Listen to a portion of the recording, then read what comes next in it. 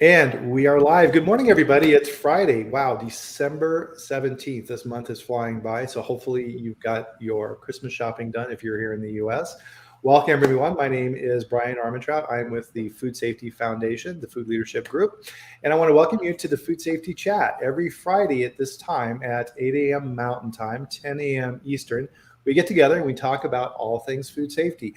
And if you've been on this show before, you know that when we have Austin Welch on here, that it's a very special time. And we're really happy to have you with us, Austin. So good morning to you, my friend. Good morning. I'm looking forward to this one. Yeah, Austin's with Sage Media, and he's here in Colorado with me as well. And so we've been enjoying just absolutely amazing weather out here in Colorado. It's been exceptionally atypical. We had our first recorded snowfall that was measurable at the airport in Denver just last week, which is super late in the season. So it's been, you got to figure something's coming, right? So we're probably actually going to get pounded this winter, but we'll take it while we can get it. So as I mentioned, I'm in Loveland, Colorado, which is kind of up by Fort Collins on the north side, and Austin is down. Well, you're kind of closer, I guess, down to the metro area, aren't you? Yeah, over in Lowry, close to Aurora. Nice. And so if you're familiar with Denver, that's kind of the whole metro area and the suburbs around there where traffic is always fun. But, that's why I stay home. Exactly. So part of what we like to do here too is sign in and say hello in the chat and let us know where you're from. One of the things that's really cool about the Food Safety Chat, if you're new to this is interactive. So what we try and do is bring you information from the world of food safety on different topics. And this is your opportunity to ask questions of experts like Austin. Austin is doing amazing things in training. And to be able to sit down and ask him questions like this is a rare opportunity. So take advantage of it, definitely. So one of the things as well I like to point out, I'm getting better at this, Austin, and pointing. There we go. There it is. Is our Food Safety Chat on Fridays is sponsored by EAS Consulting Group, a group of consultants who work out of Virginia, but we're all over the United States. I work with EAS, and they have over 100 experts, and these are people with over 20 years of experience in consulting in all kinds of different areas. So labeling, design control, quality systems, SQF, crisis management, you name it, right? They have the experts there. And as part of the sponsorship, EAS has provided me with a special code for my listeners. You can go to their website, EAS Consulting Group, and my assistant Renee is going to put the link in here for you. You can go to the website for their training, look at their training programs, and if you sign up and use the name Bryan, Bryan, you can get 15% off of their training, which is super awesome. So thank you to EAS for doing that. They do some amazing programs over there. So we really appreciate that. So today's topic, Austin, I almost did it. Everybody, one of the things we love to do, and Tim here is on our chat, knows this as well, is that we like to have a drink of our favorite beverage together. So we have our coffee. So please join us. Wonderful. That's going down much smoother. And so last week we had technical difficulties, Austin, and I was the technical difficulty. So here in Colorado, there's a flu or something that's going around, a lot of lung congestion. I'm sure you can still hear it in my voice. My wife's a pharmacist, and people have been coming in and getting flu medications and things like this. Did an at-home COVID test, came back negative. So it's not COVID. And so for her patients, they're seeing the same thing as well. So there's something that's kind of running around out there. So be extra careful, everybody, please. Yeah, my partner got the same thing. He's in recovery as well with this congestion stuff. So it's just so annoying, Austin, because I mean, normally, if I get sick, it's a day, two at most, and to have this hang on for a week is craziness. So let's see. So Christopher, welcome to us, joining us here today. Catherine, always nice. Hey, Catherine Davidson, nice to see you. Good seeing you. Stephanie from Germany. Stephanie was a guest on the Food Safety Chat at one time. Stephanie is awesome. Thank you, Stephanie. Always good to see you here as well. So we have a ton of stuff to go over today, Austin. So let's dive into this. So one of the things that's really going on right now is the food safety culture and all of the directives around this. FDA is talking about that, SQF, all the different standards. you need to implement a food safety culture, rah, rah, rah, rah, right? And so part of this is there's all kinds of information out there on what the standards say and what FDA is saying and these type of things. And part of the issue then is we want to bring, real world solutions to people. And what we're seeing as this issue is that picture yourself as a quality manager sitting on a plant going, oh my, what do I do? Right? I just can't go around yelling at everybody and telling them we need to implement food safety culture, right? That doesn't work. And as we were preparing for this food safety chat, you put together an amazing article, and we're going to put the link in there to that, which is kind of the basics for our talk today on how to implement a food safety culture, and using a tool that we all know about, but I don't know necessarily that people know how to implement correctly. Would you agree? Yeah, I mean, it's one of those things. It's simple in concept, but we're continually. I've been using this tool for years, and I still have to really put myself in a certain frame of mind as I'm filling it out to make sure that I'm getting the right information into this tool. Yep. And so we're going to be doing here on the chat live a situational analysis, so a SWOT analysis, so strengths, weaknesses, opportunities, and threats, and using that information to help sell food safety culture. So if you don't have it handy, get a pen and paper and take some notes here relative to this. This is going to be super valuable. So let's dive in, right? So one of the things do we want to provide that download link for them? Oh, absolutely. Yeah. So Renee has, let's see, I believe he had that link. I have it as well too. Let's see, where'd that guy go? Yeah, so Renee should have that link that was sent over. And we'll throw that in there so people have that, so you can download that while we're talking. So that should be showing up here in the chat. And so as we're going through that, one of the things that we did was we gathered some data, and you put out a poll, Austin, on this topic. So what kind of did you find on that? Yeah, so I put out a poll yesterday, just asking on LinkedIn through my network and your network and a few other friends of mine and peers in the industry. The question is, what is preventing you from developing a food safety culture strategy within your organization? And potential answers were lack of leadership buy-in, lack of financial resources, lack of time, or other. Mm-hmm. And the resounding winner here was lack of leadership buy-in. 63% of all responses were for leadership buy-in. Everything else was under 20%. So what that tells me is that it's our responsibility to present this concept and present the data in a compelling way to get that leadership buy-in. That's my job. And a lot of times when we are speaking to leadership, it's about understanding the language that they speak. And a lot of times they don't speak micro or bio or, scientific. They speak in terms of, they understand and they hear in terms of risk. Right. And what are the specifically the financial risks that we run as a result of not fixing these issues? And so that's where the SWOT analysis really comes in, is to identify those potential risks. And then, so we're going to actually kind of workshop the SWOT analysis through the call today. But then more importantly is, what do we do with that SWOT analysis? So it's, now we're sitting on this data. We know our strengths and our weaknesses and the opportunities that we have and the threats that we face. How do I put that together in a way that leadership connects with that and goes, oh, now I get it? And that's so much of what, we do at Stage Media is we leverage this storytelling format to connect with people emotionally, whether it's the leadership to get buy-in on, food safety culture, or it's the front line on the importance of speaking up whenever you see a hazard. So leveraging that story format comes in useful in so many different places in our career. Mm-hmm. Yeah, as we were preparing for this, right? I mean, storytelling is so effective, right? We use it all the time in our personal lives, and we don't even really think about it. So we were talking a little bit about, different series on Netflix, right? Vikings and all these different shows that we get sucked into.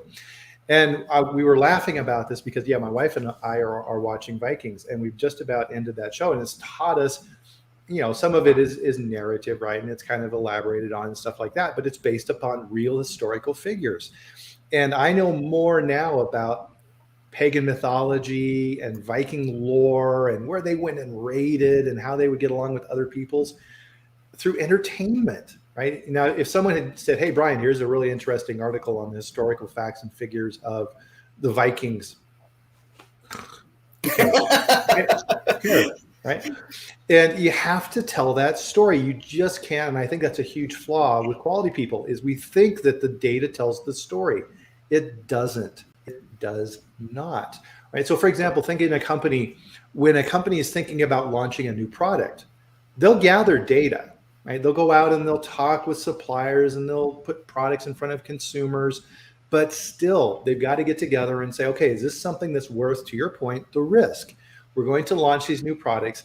Is the risk outweighing the potential benefits to the company? Right? And then that decision is made by senior leadership on, yep, we're going to launch this new product line and we're going to see how it goes. Right?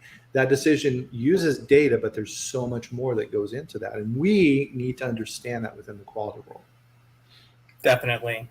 And I think in creating that data, sometimes, when we look at food safety culture, there's, a lot of silos within a company, but the first step is paying attention to our own silo. So wherever you are, and as we fill out this SWOT analysis, think of it from your specific department or your specific role within the organization, as opposed to, because it's easy to fall into, well, these other departments, they have these weaknesses that they need to address.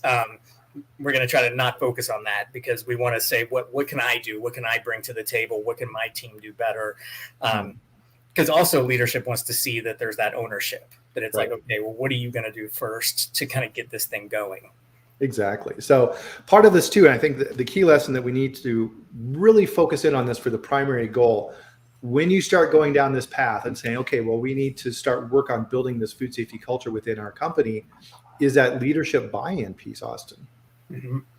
Yeah, and I would love to find out from some of the people listening right now, is the leadership buy-in an aspect that has prevented you or your team or your company from moving forward in developing a food safety culture strategy or initiative or anything like that? Because we'd also like to find out from everybody on the call, what are some of the hangups that you might be facing? Yep, absolutely. Yeah. So please let us know here in the comments and we'll address those. So if the CEO and the senior leadership team doesn't understand this and doesn't promote the messaging within the company, you have a really big uphill battle because people aren't going to understand that this is a priority for the company. So people are people, right? And you have priorities. If you're in procurement, your job is to buy stuff, right? Make sure the plants are supplied and you're getting the best price and all these type of things. If you're in R&D, your job is to develop new products and figure out better ways to make the ones that are currently being made and all these type of things, right? There's all of these different handoffs within the company that impact food safety. But if the senior leadership team isn't teaching and working with you to make sure that those groups understand their role in food safety, they're not going to pay attention. Yeah, definitely. And then, so yeah, I wanted to, because this is going to be a little different from the normal Friday chat. We're going to, try to workshop this with everybody, and so that you can walk away from this call with some type of, plan in hand, mm-hmm. and begin to kind of contemplate what the actual strengths are of your company, and then how you can put together this story. And so let me see here. If Renee is listening, because I can't post in the comments here where the link for that worksheet, so they can go ahead and download that. Yep, I got that here. I'll throw that in there for you. It's in the comment, everybody. There we go. And so thank you very much for putting that together. There we go. Oh yeah, sure thing. So yeah, you can go and you can download the PDF. We made it so that you can actually fill it out in the form. I want to make that as easy as possible. And the goal of the call today is to kind of go through and workshop the SWOT analysis, and then the conversion of that into a a Christmas Carol miracle of convincing leadership of the need for this for a food safety culture strategy. Right. So this SWOT analysis that we're going to get into now, Austin, is this something you should do on your own, or should you be putting together a team to work on this with you? Yeah. So in a perfect world, we would, prior to what we're going to go through is we would go through and actually create this food safety coalition, right? So a team of people and representatives from all those different silos. And so this is one of the great things about food safety culture and creating these strategies is that it breaks down these silos between these different departments. And so in creating that coalition, you want someone from each different, as many departments as you can. So, hopefully you've got someone from sales, someone from marketing, if you have mergers and acquisitions, or legal, HR, operations, as many people as we possibly can that represents that department.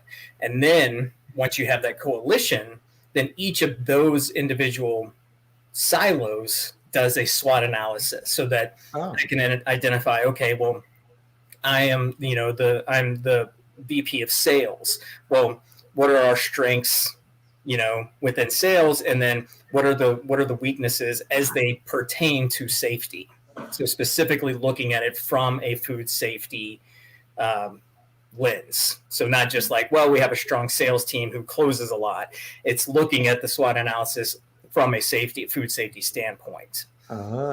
So yeah, that's a really important point. So then part of this too is if you are helping to spearhead this initiative in your company and you have these different groups that are looking at the SWOT analysis from their perspective, you need to help them with that and facilitate.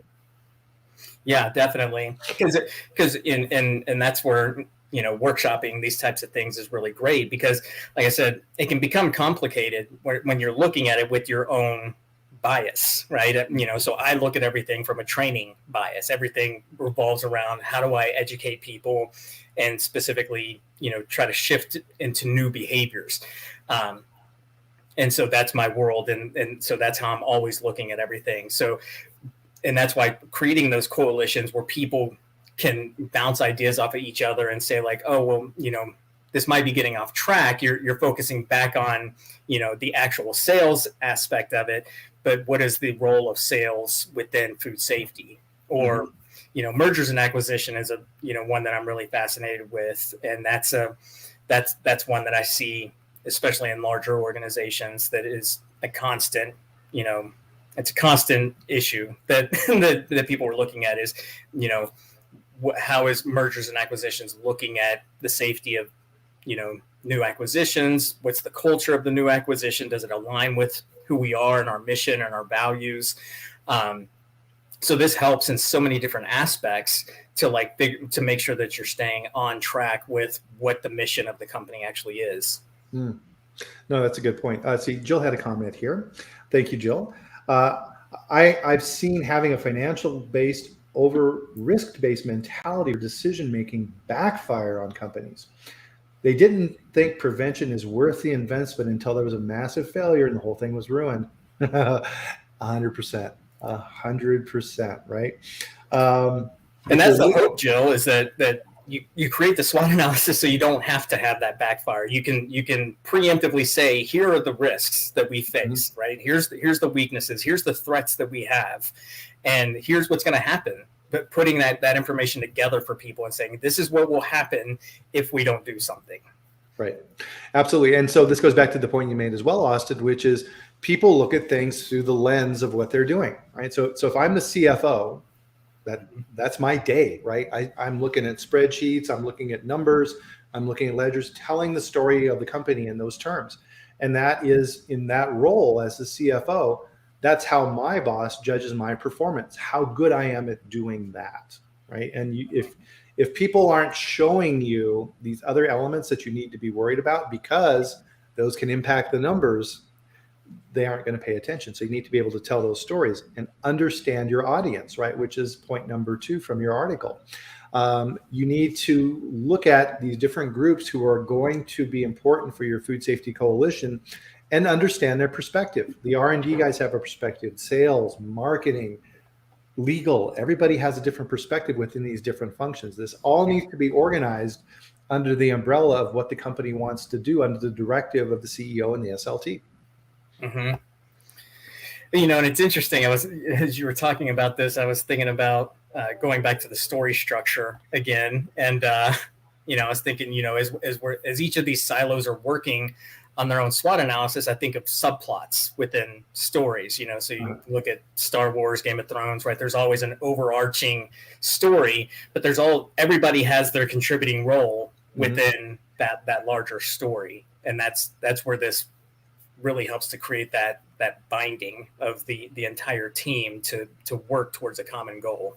Right, and that's what sucks you into the show. Mm-hmm. Is how are all these things happening that are going to reach this overall outcome? So learning their language, right? Being able to talk to the CEO in terms of ROI, being able to talk to the marketing people in terms of increased market penetration, right? Or store shelf space. The things that they're used to talking about, you need to understand their language, which really then gets into the actual SWOT analysis itself. So let's kind of dive into this then, Austin, and kind of go through this process. How would you, what are you thinking about here? How would we like to start on this? Sure. I mean, so if you haven't downloaded the sheet, then doing a SWOT analysis is pretty easy. Just take a piece of paper, draw 4 squares on it. There we go. Yep, strength, and then put strength, weakness, opportunity, and threat. And then we're going to start to actually look at each one of those buckets. And so, Bryan, if you hold that sheet up again for me real quick. Am I doing that? There we go. So when you look at strength and weakness, if you look at it as on the horizontal plane there, your strength and your weakness are typically internal factors. Opportunity and threat, a lot of times, are external factors or things that you have less control over. So we can really focus on the strength and weakness aspect. The opportunities and threats are kind of those variables that we want to take advantage of or avoid. Mm-hmm. So what would be an example then? So like to your point then, so we've talked with senior management. They understand why we're doing things. We're getting our message together, and now we're going out and talking with these different departments and building out the SWOT around those different perspectives. So what's a good one to look at for that then? Definitely. So when you're when you're looking at we'll start with strengths, right? And so when we're looking at strengths, we want to look at what strengths do we currently have within the organization that could possibly strengthen or be a benefit to creating this food safety culture strategy. So things that we're looking at is we have our human resources, right? So do we have strong leadership? People sometimes refer to it as the brain trust. Do we have really great scientists who create new products? Is there a growth mindset within the organization? Also looking at things like operational strengths, existing procedures that are in place, documentation. Is there already strong flow of information between silos? Third one that we can look at is environmental resources. So these are our existing assets, our plants, the design of the plants, the zoning. And then one that I found that, so I come from a background in marketing before I came into training and development. So one of the aspects that I look at is public relations. And a lot of the companies that I've worked with have leveraged their food safety culture strategy and implementation as a public relations tool to show not only consumers, here's what we're doing, but to show their suppliers, their vendors, their clients, here's what we're doing to strengthen our food safety within the organization. So those are other elements at play.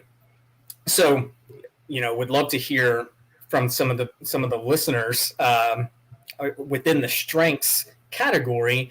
What are some certain strengths that you see within your company and specifically within your department that would help kind of that would provide a strong foundation of saying, here's something that we have that's actually good and that we can leverage to a stronger degree. Would love to hear some feedback. Well, and to your point too, right? This is something that needs to be, when you're doing this within the company, it needs to be moderated, right? So you're keeping the team on track, right? So as you're talking with the procurement group, right? So what are our strengths relative to food safety, right? Not strengths of, oh yeah, we have really good credit terms. Right. Well, yeah, it's important for business, but in terms of this, it's not what we're really. Now, if you are if you're in the financial department and you're on this call, then yes, financial stability would be something that you want to list, because it's like, okay, well, because that is the world that you live in. So we want to make sure that you're keeping in mind what your specific role is in the department, because financial stability can come into play where it's like, well, I have the opportunity to leverage this financial security to do certain things. There's companies I've talked to where they are earmarking money for improvements, but that money for some reason is not getting spent. Right. So it's being earmarked and it's not being spent. Well, what's going on? What is getting lost in communication here? We have the money, but it's not getting spent. So how do we figure that out? Exactly. Yeah. So on the finance side of things too, right? So a lot of times the insurance group is in the financial team. So a good strength in that area could be, let's say that you have really good insurance policies that are covering recalls and things like this, so the company's protected. And a lot of times too, a lot of people don't know this too, is that if you communicate a lot of your food safety programs and systems to your insurance carrier and you have good ones in place, they'll give you a reduced rate.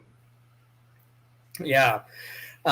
And I see a question in here from Christopher Edwards. Should we be quizzing after training? I could do an entire hour-long chat just on that one question, man. I'm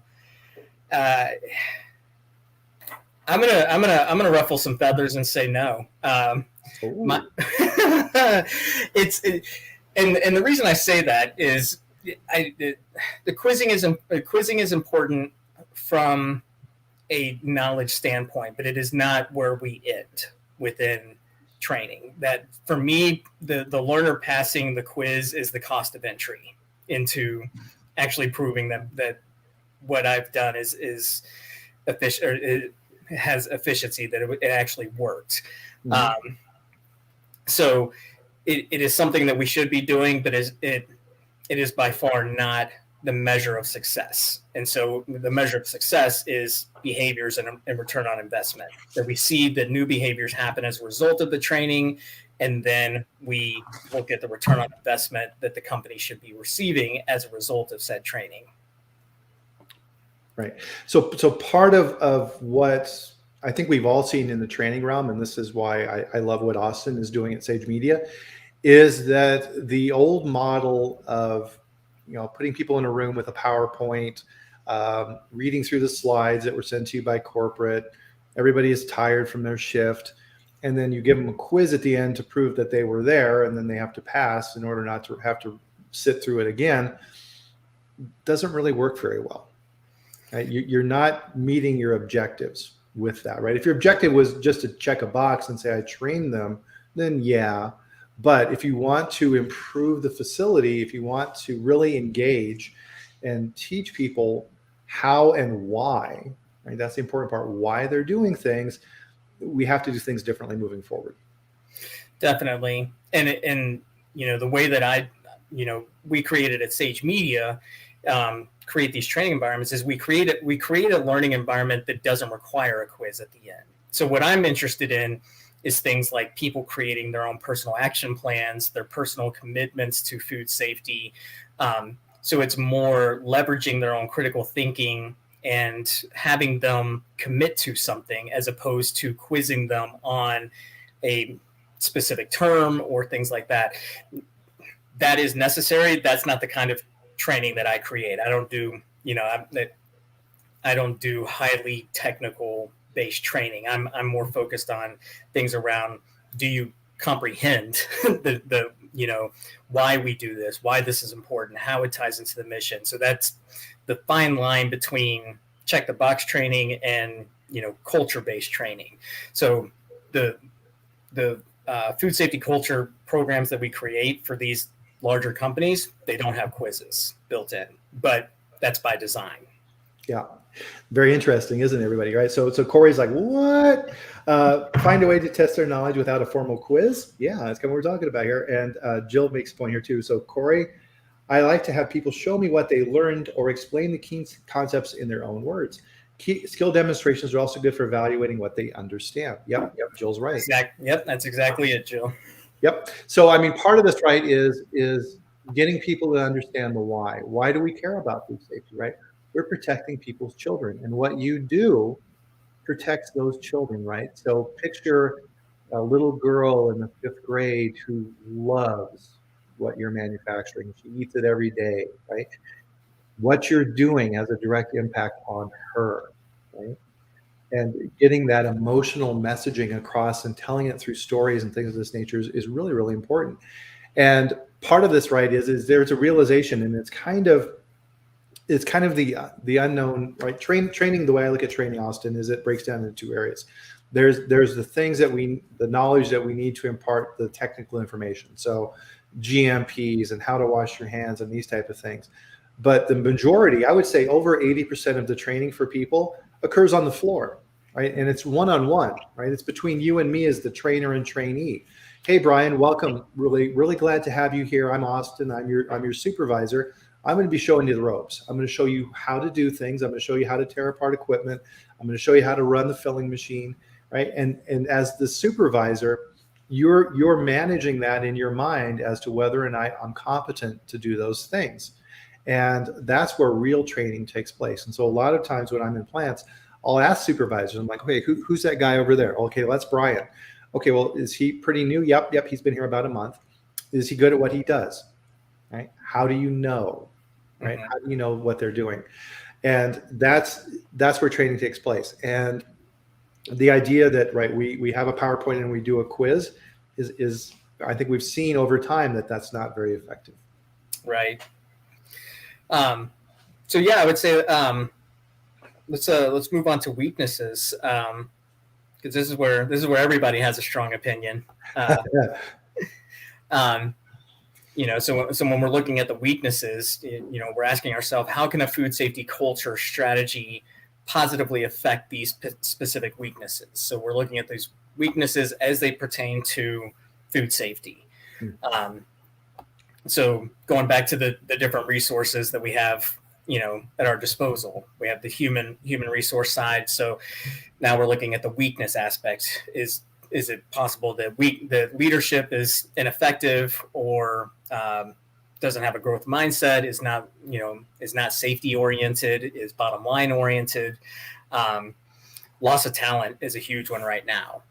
Turnover is huge. Companies are trying to figure out how to retain the talent that they have, how to fill the positions that are empty. That can be a massive weakness. And then, seeing, just general misalignment or miscommunication of what our mission is. This is somewhere where food safety culture strategy can really help to create alignment, because a lot of times, just like in Game of Thrones, right, everybody runs their little fiefdom, and then things don't work properly because they're not focused on that larger overarching goal of providing safe food first and foremost. Other elements, weaknesses could be, we go back to environmental. What are the potential environmental weaknesses that you might have? And then, as I mentioned, public relations, the recalls, that is a massive PR mess that costs so much money to get out of, if you have the money to actually get out of it. Right. A lot of companies don't survive that type of tragedy. Yeah, Catherine Davidson, temporary labor is a big one. I agree. That's another hour-long conversation that I would love to hear other people's feedback, because there's some large companies that I've talked to, and they don't know how to get around temp labor, and I don't have a solution, and I would love to find one, because that temp labor is the vector in your food safety culture strategy. Bringing those vectors in can infect it in improper way. So I would love to find a way to avoid temporary labor. So that would be great. Yep, definitely. So, okay, so strengths and weaknesses. What about opportunities? Certainly. So opportunities are interesting. So traditionally, when you're looking at a SWOT analysis, opportunities are things that reside outside of the organization. I try not to limit it to that because so just going back to the traditional model of a SWOT analysis, we're looking at things like, the outside economy, political factors, trade agreements between countries.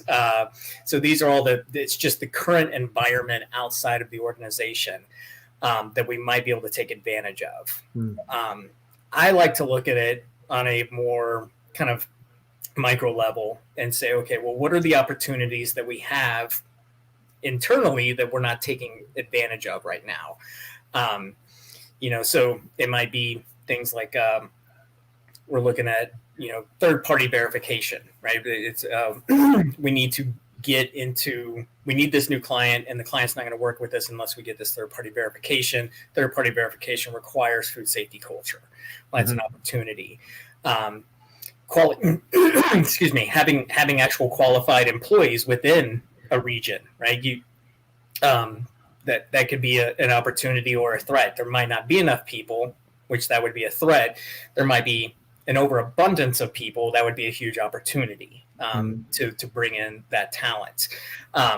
So when we're looking at the opportunities, we're looking at it from that food safety culture side, and how can we increase the likelihood of potential opportunities. So going back to our human, operational, environmental aspects, are we likely to recruit top talent because we already have a strong culture in place, or we're a best place to work? Do we have a great reputation for being having physical safety employed? And leveraging an opportunity around food safety culture would be that this is a huge topic of discussion right now, and are we taking advantage of the benefits that it brings to us to engage in these new behaviors? So all of the opportunities, these are basically things that are at our disposal that we can take advantage of that we're not currently using. Yeah, I would add into that too for opportunity. Having a good development process, a robust development process in place is an opportunity that a lot of companies need to have as well, right? So as entrepreneurs, anyone who works, in this type of space and has different things that are going on, one of the most important things you learn is that it's not necessarily what you decide to do, it's what you decide not to do. And opportunities in companies present themselves all the time, right? So you need to have a strong mechanism in place that allows you to whittle through those different opportunities and decide which ones are right for you. I worked for a cheese company in the past, and they grew incredibly fast. And I think part of the reason they did is in their mission statement, right? So again, the messaging coming from senior leadership is, we will be the largest cheese company in the world in this sector. And I remember one time there was an opportunity within the company to buy a hot dog company, and not a little company, right? A big company. And this opportunity was brought to senior leadership, and senior leadership made it clear on no uncertain terms that whoever was out there looking at this opportunity was an idiot. They're like, what are you doing? This has nothing to do with cheese. Why are you even talking? Were we not clear on our message? Now go out and find cheese opportunities, right? So it allowed them to really clearly, right? They didn't care what the financials were with the hot dog company. They didn't care what the purchase price was. It was all irrelevant. It didn't support the mission, right? And it's exactly what we're talking about here, supporting the food safety mission. And if you have a strong design control process in place that allows you to identify those opportunities, and food safety is built into it, man, that cuts down a lot of slack, right? So let's say, for example, that the marketing team says, oh man, we have an amazing opportunity to start making cashew milk. Right? We're gonna make tons of money in cashew milk. But that increases the food safety risk tenfold, because now all of your plants are playing with milk and they're playing with tree nuts and all these type of things. The organization needs to understand that clearly early in the process from a food safety standpoint and understand the direction from senior leadership on whether or not that opportunity is something that they should be pursuing. Definitely. Yeah. And I mean, that's one of the things that we see with so many companies is that they're looking at the opportunity to get into a new market and they want to hit the ground running as quickly as possible. Right. But what are the potential? Once again, that's a great opportunity to do a SWOT analysis. Okay, well, people want this specific type of product. Well, what strengths do we have that will help get us there? And what are the weaknesses? What are the current weaknesses? And that's where we bring that coalition team together, because once again, sales is like, I can sell a ton of this. And so everything seems really exciting and the numbers look great. And then, but someone has to be that kind of voice of reason and say, well, how are we going to actually make this happen? Exactly. And there needs to be that voice coming down from heaven, rah, rah, rah, right? And saying, here's what we do. Here's who we are, right? This needs to match. And if it doesn't match, I don't care. Has a question here. Do you have any example/experience implementing food safety culture in a food contact packaging company? Yeah. So I know of some good companies out there that do a great job with this, right? And so part of this with FSMA, and I think this is something that FSMA did a great job with, is FDA looked at this and said, okay, if you're manufacturing food contact packaging, you're manufacturing food. You have a direct impact on food safety and you need to meet those standards, right? So I think over the last decade or so, the understanding in the food contact packaging manufacturing world has just gone up exponentially, right? And they now understand that their role is critical in food safety. Nice. So yeah, let's move on to the final one so we can hopefully put this all together. So we're at threats, right? Yes. Okay, awesome. So yeah, and then the threats are this is I mean, it's pretty self-explanatory. It's all of the threats that could possibly affect the company negatively. So going back to the different factors, human, right? Death or injury within the plant is huge. Turnover, which is turnover is going to be what I end up focusing my story on once we get through this. So that's kind of the focus that I've had, mainly because that's what so many of my clients are talking about right now. Operational, what are the threats that we have operationally? Issues like, I mean, right now we're looking at disruption to distribution, right? We have ships sitting off the coast right now. We're not able to get, some companies aren't able to get product. That's a specific threat. Recalls, obviously, and all of the associated costs that come with recalls. Plant closure, strikes. Kellogg's is seeing issues like that right now. Let me see here.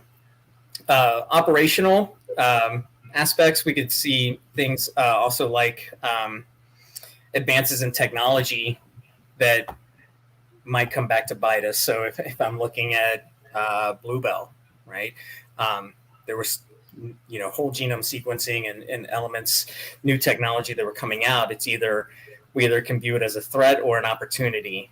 Which one is it? So new technology is a huge one that could be seen. And then moving into environmental, obviously that's the strong suit, I think, of your audience, is that all of you can imagine the environmental threats that you might face.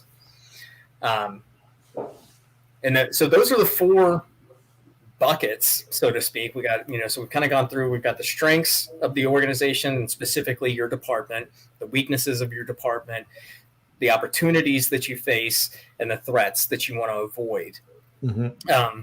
So before we try to put this together into a final story world or story pitch, would love to find out if there's any questions around these four buckets, or if there was new things that you discovered as we kind of workshop through this. Yeah, because part of this too, right, as we're looking for feedback here as well, is that you're gathering data, right? So part of this is getting out of your bucket, right? So if you're in quality, right, you're as susceptible to this as everyone else. So it's really being able to get out of your own skin and going and seeing things from other perspectives. Right? How did the procurement team view this? How did the sales team, the marketing team, all these different organizations within your company, how are they viewing these strengths, weaknesses, opportunities, and threats relative to food safety? Mm-hmm. Yeah, and I think for me, so whenever we come in and Sage Media comes in to work with a client to create these large-scale food safety culture initiatives, this is one of the first things we do. So we do what we call a clarify session. It's a day long. It's very intensive, and basically, it's anybody who has a say within the food safety culture strategy and hopefully as high up in the leadership chain as we can get.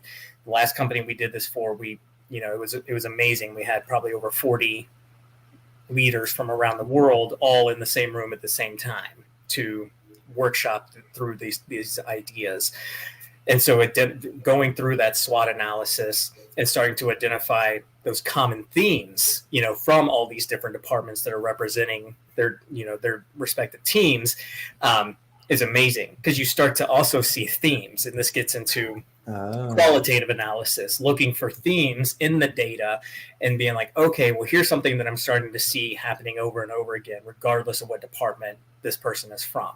So within that exercise, then, were there any like aha moments where this group of people kind of went, whoa? Oh my God. Yeah. There's always, and that's what's so cool to see, is that like, as the facilitator, I'm walking them through this, but to start to see those light bulbs come on, because they're taking off those blinders for a little bit and expanding that worldview of like, well, how does this all apply, to the greater vision of the company? Because it's so easy. You get wrapped up in your day to day and you're just getting that list of stuff done. So to like take a beat and take a breath and like sit down and workshop through these ideas. And in, one company, the most amazing thing was to identify these themes. Like, as we were interviewing, because after we did that one day workshop, we also interviewed another 25 or so leaders around the world, and you start to it. And so I started to have that aha moment where I'm like, oh, wow. Okay. Now I'm seeing what's going on here. But it took a lot of reading in between the lines, because you gather that information through interviews and questions, and then you have to have a large enough data set to be able to start to identify those common themes. But it's amazing once you do, because then you're like, oh, well, here it is. Right. Well, part of that too, right, is part of this process isn't normal behavior for people, right? You're asking them to identify things that they may not want to talk about. And that's a hard one, going in and talking to a company that just went through a recall and being like, okay, we're gonna push on that wound a little bit and find out what happened, and how we can make sure it doesn't happen again. Exactly. So we've gone through and we've done this SWOT analysis, and so the next step then, so creating your story, right? Mm-hmm. Yeah. So taking the data and making it into something that is a compelling story once again, there doesn't have to be car chases and dragons. It's literally just connecting the dots for the audience that you're speaking to, which traditionally is leadership. We're seeing that leadership buy-in is one of the biggest restrictions for our audience in implementing a food safety culture strategy or moving towards that direction. So hopefully this is a way that you can begin that conversation with leadership on, here is why this is important. And also, here's I'm going to try to speak in your language, around the things that concern you specifically, so that we can create a common language around this topic. Mm-hmm. And what was awesome was that as Bryan and I were talking about this earlier this week, we realized that this formula, if you downloaded the sheet, kind of follows the same concept of the story of A Christmas Carol, which if you're not familiar with it, it's the story of Scrooge, Ebenezer Scrooge, very miserly man, who is visited by three different ghosts: the ghost of Christmas past, the ghost of Christmas present, and ghost of Christmas future, and sees the error of his ways in the way that he's been living as this greedy miser, and has a happy ending, that he now believes in the spirit of Christmas and of giving and taking care of people around him. Yeah, and I think part of that is, and in relation to what we're talking about here today, Ebenezer Scrooge only saw things in terms of his worldview, right? He had narrowed it down to just the things that he thought was important, and the spirits were able to bring him back and say, here's the things that you're missing. Here's the things that you've lost. Here's the things that you've sacrificed. And here is what the result is going to be if you continue down this path, right? With the bony finger pointing at the grave, right? And he realized how he was wasting his life, right? And this then motivated change within him. Yeah. So when we're looking at how to convert this into a story, you can see on the form, or this is even in the article as well. We want to start with the problem. So, and this is our we're focusing on the weakness.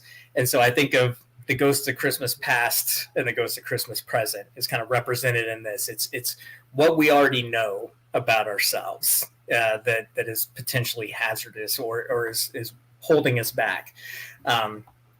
So like I said, that the example that I'm using in my own worksheet that I filled out is that we are suffering from high turnover in our factories. So that's the weakness. And so now, once you've identified that problem, the next step is to push a little bit harder and say, well, and what I say is paint a bleak future, right? If this trend continues, then here is the risk. Here's the specific threat. So we're taking the weakness and putting it at number 1, which in my situation was high turnover. And number 2, we're using a specific threat. And so the threat that I had in mind was that if this trend continues, then we risk a potential 20% increase of injury due to newly hired, inexperienced employees making mistakes, creating a $4 million liability for the company. And so with that, I've attached a not only the specific risk or threat, but I've attached a dollar amount, a projected dollar amount, or a projected percentage of increase, so that my audience has some type of idea of how bad this might be. And then in the third step, suggest an alternate possibility. And it's like, well, hey, it doesn't have to be this way because of, and then this is where we use the opportunity that we mapped out in the SWOT analysis. So for my specific example, but it doesn't have to be this way because there's a qualified workforce within our region. There's no reason we can't tap into that. Right. And then the number 4 is we leverage the bright spots, which is our strength that we identified. And so for my sheet, I put what I'm proposing will prevent this from happening by utilizing the forward-thinking leadership in HR to develop a robust vetting and onboarding procedure for new hires. So we've not just brought this specific problem to leadership, but we're saying, well, here's how it all unfolds. Here's how the story unfolds. Here's the threat that we're starting with. Here's how bad it can possibly get. But here's my solution. And these are the elements that begin that conversation around food safety culture. I think a lot of this, the term food safety culture seems nebulous and ethereal and whimsical and philosophical in nature, and it really isn't. It's just a list of action items that are continually, but also breaking down those silos, creating new language so that we can all communicate together. I mean, when we talk about culture, that's what culture is, right? There's an American culture, there's an Italian culture. We have our own languages, we have our own way of doing things, and that's what works for us. And so within your own organization, you have that culture. And sometimes cultures don't work; they fall apart, and the entity dies off. And so the hope is to, if the culture that you currently have doesn't seem sustainable, here are these little steps that you can start to make to drive it in the right direction. Right. Yeah. And so part of this, right, is that this is not your burden, right? This is something that the company needs to develop, and you are helping to facilitate this process. And I think a lot of times within quality, we think that we have to take on this burden ourselves and do it all ourselves. And that's not the case, right? The organization has to be shown why they need to change, right? You need to bring them through this pain. And so you'll notice here that this is all about communication and persuading, right? This is not about just giving someone a quality report and saying, well, clearly from our complaint rates, we need to take action. It's not going to motivate anybody. It's not going to motivate them. They need to understand the story, right? Here is where we at. Here's where we're at. Here's our weaknesses within our systems. We have very high complaint rates. If this continues, we are going to start losing consumers. Here's some snapshots of comments from our customers from our Facebook page. These are the type of things that are going to happen if we don't take action now. But it doesn't have to be this way, guys. Here's what we can do to correct this. And here's the bright future that awaits for us when we do this, right? Telling that story is exceptionally important, right? And you need to get out of the technical mindset of data tells the story. The data supports the story. And you need to understand that. It's hypercritical to be able to do that. And realizing too that there's resources out there to help you with these type of things, right? So EAS with their training programs and things of this nature. And people like Austin who are out there developing these new type of programs and systems. And in addition, I'd like to invite everybody as well to my locals group. We have a group on locals that's free to join, and we share food safety information, right? So when there's recalls out there, I post information that gets sent to your inbox. There's also a membership site that allows you access to more information and tools and different systems that I use and have developed over the time that you can then access that information as well too, which is really cool. And Renee, if he hasn't put the link in there for that, I'm sure he will as well too. And so with that, I mean, this in a lot of ways, I think this is why this conversation, right, is difficult for people to understand, right, is taking this abstract concept and then implementing it within these terms. And I think this is a great way to approach it, Austin. Thank you. Yeah, my goal is always to provide executable tools that, like, not just talking about, what food safety culture is, but how do we actually begin to take those steps? And we can take those steps immediately. It doesn't always require this massive shift. It's, it builds speed. It's kind of like a stone rolling downhill. And so it just takes some of those initial steps to get the thing rolling, and then you can start to build and build. So yeah, definitely. If anybody has any questions on other tools that might be beneficial for them, feel free to reach out to me, connect on LinkedIn. Because I'm always trying to find those executable things that you can execute immediately. Yep. Let me throw here in the comments here. So we referenced a really good article that Austin put together, and so here is the link to the article, which will give some good information as well. And again, right. So to Austin's point, I think this is a good way to kind of wrap up our conversation today. You don't have to solve world hunger. So let's say, for example, you do the SWOT analysis in your company and you identify that, wow, our new product development process is really fractured and this causes a lot of risk in the organization. That's where we need to start, right? So let's start working with the R&D group and the marketing teams and operations and procurement and QA and sanitation and all these different people when you launch new products to build out food safety culture in that area, so that those different groups all understand, okay, I'm in procurement, and it's just not about buying stuff. It's about buying stuff that meets our standards and is going to be safe. And I understand my role, and I'm judged accordingly against that, right? So you don't have to solve everything. If I'm an auditor coming into a company and I'm looking at those systems and programs, and I'm talking with these different departments, and they can explain to me how they support food safety, I'm a happy dude, right? This is a company that gets it. Yeah, definitely. I think, it's just baby steps. Exactly. Yep. This is a long-term process. And I think that's one of, getting back to the SWOT analysis, I think that's one of the strengths of quality people, is that we understand that this is the long game, and we're very tenacious people, and we know what we want, and we're going to put together a plan to get there, right? Just don't believe that you have to do it all on your own, right? There's people out there who would love to support you in these activities and help you get there with a minimum amount of pain. So yeah, and also that the SWOT analysis is not a one and done. This literally can change month by month. So it's it's a continual process. Yep, absolutely. So with that, time has flown again. And so, Austin, thank you very much for joining us. Always an amazing conversation with you. Thank you. Everyone, we'll be back here next Friday. Yes, we are going to do a food safety chat on Christmas Eve. So join us, please, here on LinkedIn. Renee, my assistant here, if you're not friends with him, please link up with Renee. He posts the event in there so you can put it on your calendar and give you a little reminder. We do this every Friday at 10 a.m. Eastern, 8 a.m. Mountain, and we talk all things food safety. And we do this for you. So thank you, everybody, for attending and joining us for this chat. And I hope everybody has an amazing weekend. Thanks, Austin, again. And we'll see everybody soon. Have a good one. Thanks, Bryan. Thanks, everyone. Bye.